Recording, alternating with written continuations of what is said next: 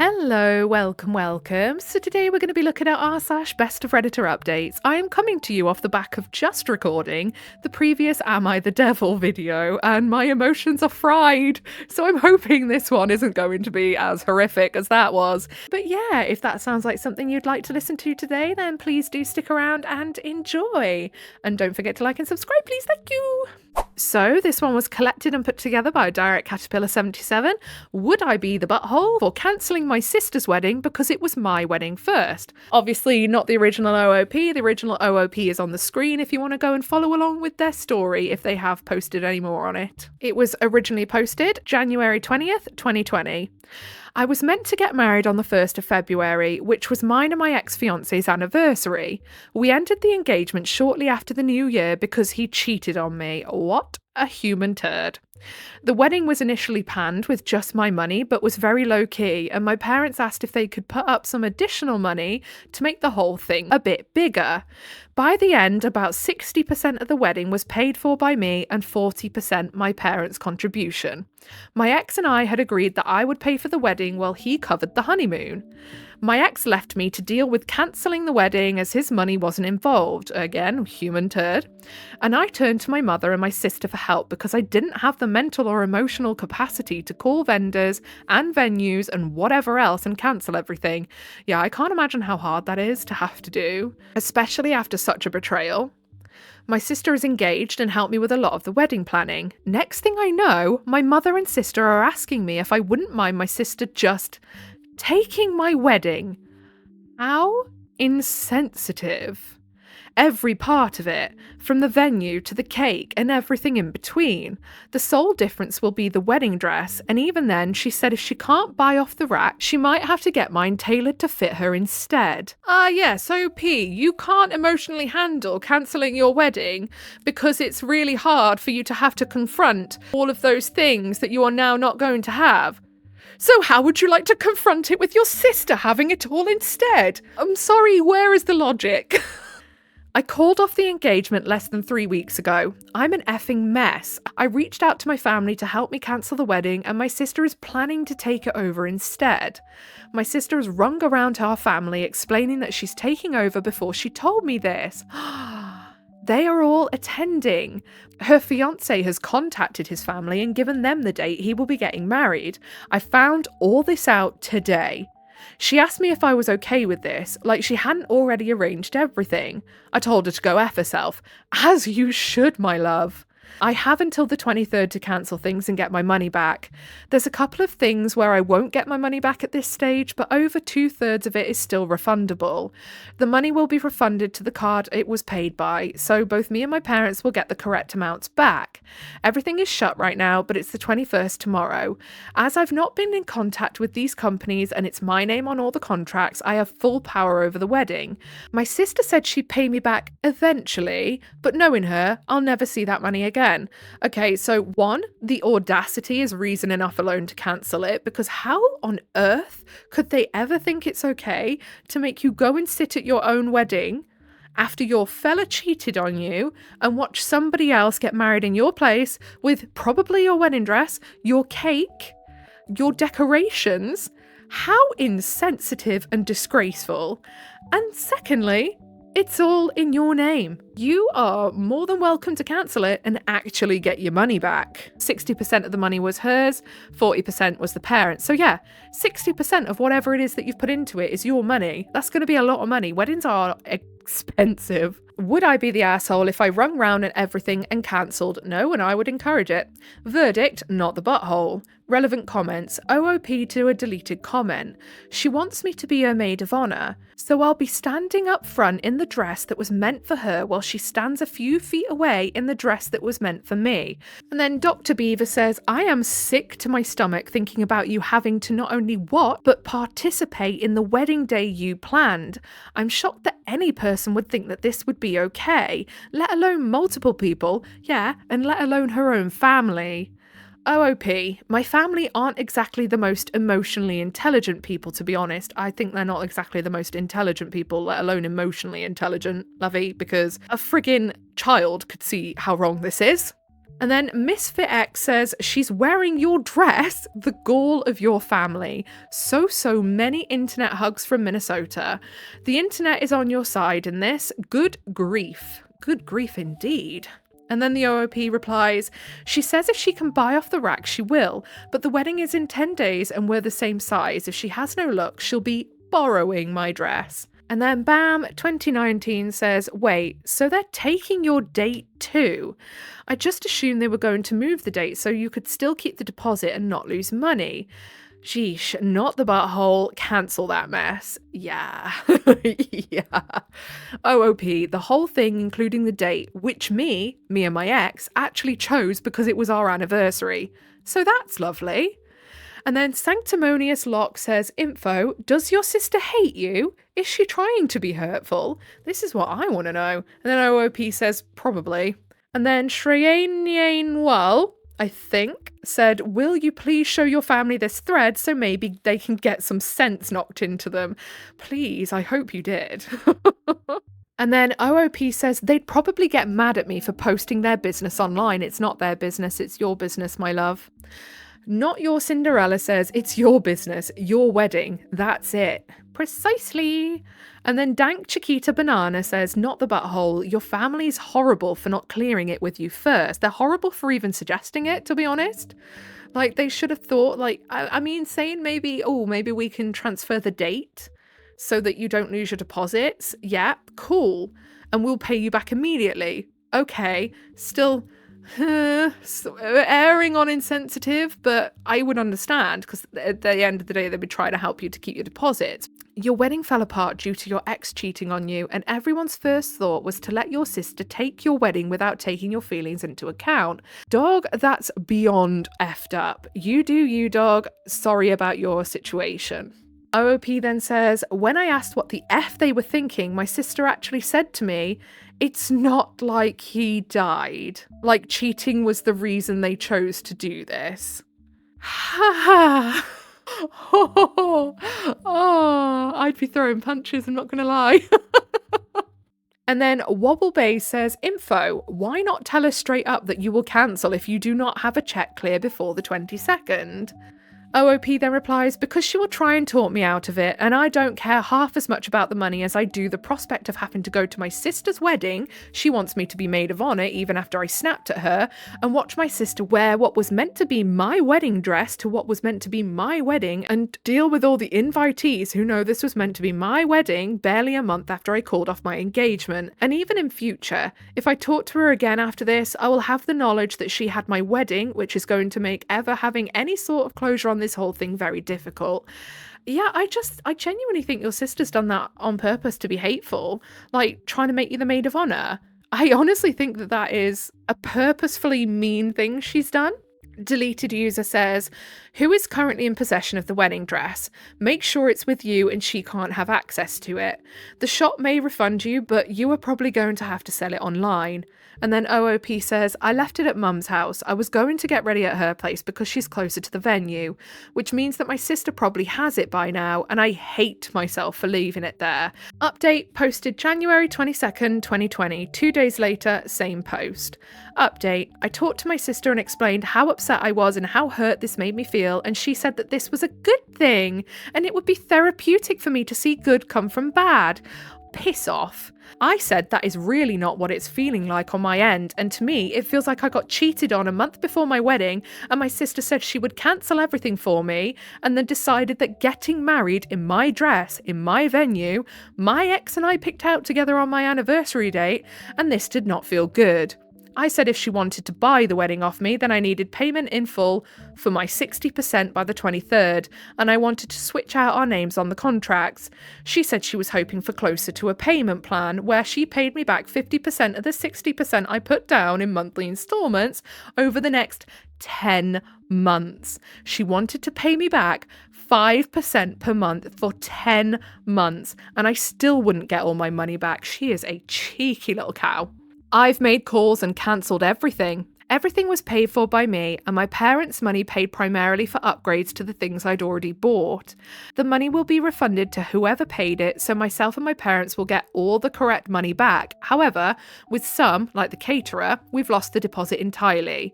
With some, like the venue, they kept part of the money, average 50%, but some kept more and some kept less. And with some, like the baker, who was a family friend and hadn't started on the cake yet, they completely refunded it. I think the fact that I was open that the wedding was off because he cheated made them feel bad for me and probably made a few of them more lenient on refunds.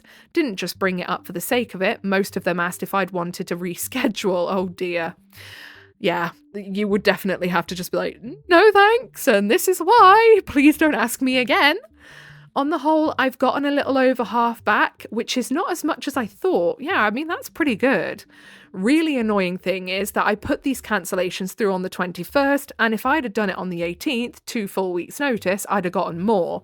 But they waited until the 20th to tell me. I bet they did that on purpose, hoping that you'd then feel like you couldn't cancel. The dates are now open. The plans are now there. If she wants to rebook everything in her name, she is welcome to.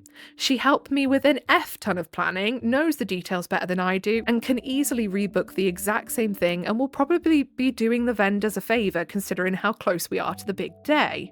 Oh, how I would have loved to have been a fly on the wall when she found out you'd cancelled it all, because I feel this was very vindictive.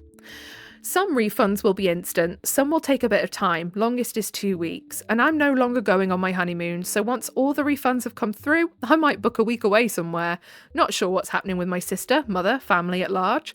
In total, I would have gotten back more from my sister than I would from the venues, but it would be a year wait on her repaying me versus a few weeks on the venues, if she repaid you at all, because I bet she wouldn't. Currently drafting a Facebook post to tell the family what happened without me looking like a total cow. I have a feeling they've already guessed what went on, but only one way to make sure. And then down in the comments of the actual Best of Redditor Updates post, Lysica says, oh, thank God. For a second, I thought you were going to discover the sister was marrying the ex. I think I've been on this subreddit too long. And then Desolate Cat said, it would be a complete telenovela by then. The only thing missing would be sister shows up in a wedding dress the day of OOP's wedding, declaring the groom got her pregnant. And it would be very fitting for this subreddit, to be fair. So I just had a little peek to see if I could find out any more, to see if we found out the sister's reaction or anything like that, but unfortunately the user has deleted their account, so I couldn't find any more on it, I am afraid, because I would have loved to have seen the sister's reaction or heard about her reaction. But yeah, that's the end of that story, I suppose. I do feel like, considering though we're only at 16 minutes from recording and I've still got to edit out all the bits where I waffle and trip over myself, making it a lot shorter, we have time for something else. So I'm going to read an Am I the Devil post that I saved the other day that we have left over that wouldn't fit in the previous video, because apparently I'm a sucker for punishment like that. So this one says, am I the butthole for properly medicating my child? I'm 37F, my husband is 35M, and my kid, I'll call her Jane, is 12. I also have a baby daughter, 14 months, and a son, 3. Jane's dad, not my husband, I'll call Alan. Okay, I think I've got it. That was a lot of info. Jane has always been a handful. She's very smart and a sweet girl, but she has been argumentative, stubborn, and oppositional since birth. What? How can you be argumentative, stubborn, and oppositional at birth? Or like anywhere before the age of like 5, where true sentience really comes into play. As well as other issues such as random anxiety and occasional hyperactivity. Ah yes, because people on purpose have anxiety and hyperactivity. She still throws tantrums, and unfortunately, we get into screaming matches regularly. We are in family therapy, and she, and I for that matter, are in individual therapy as well. The pandemic has been incredibly hard on our family. My husband has lost his job and I became the sole support, working constant overtime and trying to care for our kids. I'll be honest, I couldn't take Jane's acting out and work 60 plus hours a week and care for an infant and a toddler and a preteen. After talking to her doctor and therapist, we decided to try medication to treat her behavioural episodes. Why is the husband not looking after the kids if he's not in work anymore? We tried several different medications before deciding on our current cocktail. That's concerning. Has anyone thought of trying to figure out what is actually the root cause, first of all, before just creating a cocktail of medications for this child? It works wonderfully. Jane is calm, doesn't argue for argument's sake, and is focusing better in school. Yeah, because Jane is probably off on another planet, my love. Unfortunately, there are some side effects, one of which is weight gain. Per the charts, Jane has gone from 20% percentile for her height to obese. She definitely does not look obese in any way. She just has adorable chubby cheeks and a little round tummy now. To be honest, she looks super cute. Her paediatrician is not thrilled with this change, but also emphasised to me that health is mental as well as physical, and that Jane needs a healthy, sane mother and a happy family to be healthy. Paediatrician firing shots there. He's basically like, love, you're drugging your kid because you don't want to parent her. What are you doing? Because I mean, I understand if you've got a child with things like ADHD, that sometimes medication is the only way to help them.